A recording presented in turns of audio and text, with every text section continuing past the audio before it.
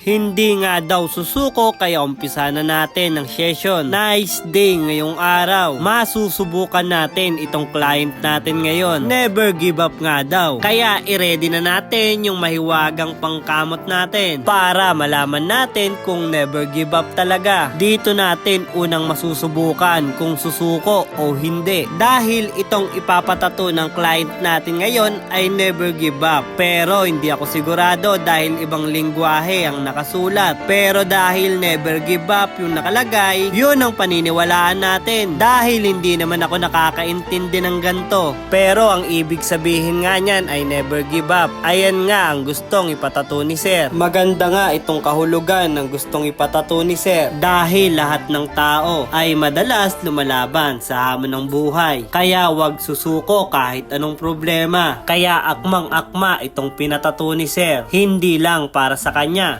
Dahil normal lahat naman ng tao ay may pinagdadaanan. May mabigat, may magaan, pero ang kailangan ay solusyonan. Huwag wakasan dahil hindi naman din magiging sobrang sarap ng buhay kung wala kang pait na naranasan. At sigurado kong walang taong hindi nakaranas ng pait ng buhay. Magkakaiba nga lang ang senaryo. May mga taong namuhay na hindi ganun kasagana sa umpisa. Medyo mahirap pero nagsusumikap at nagiging okay. Meron namang masagana na binigyan ng pagsubok at nakaranas ng hirap. Sadyang up and down talaga ang buhay. Pero kahit anong mangyari, huwag ka lang susuko. Never give up nga, sabi nga ng client natin. Hindi lang sinabi, pinatato pa nga. Kaya kung sakaling napapanood mo to at may pinagdadaanan ka, sobrang hirap na at wala ka nang maisip na paraan. Huwag kang susuko at kung ano yung mga kaya mong gawin. Gawin mo, lakasan ng loob, tanggalin ng hiya. Sa panahon ngayon, pag di ka madiskarte, mahihirapan ka talaga. Pahiya-hiya ka at di mo lalakasan yung loob mo,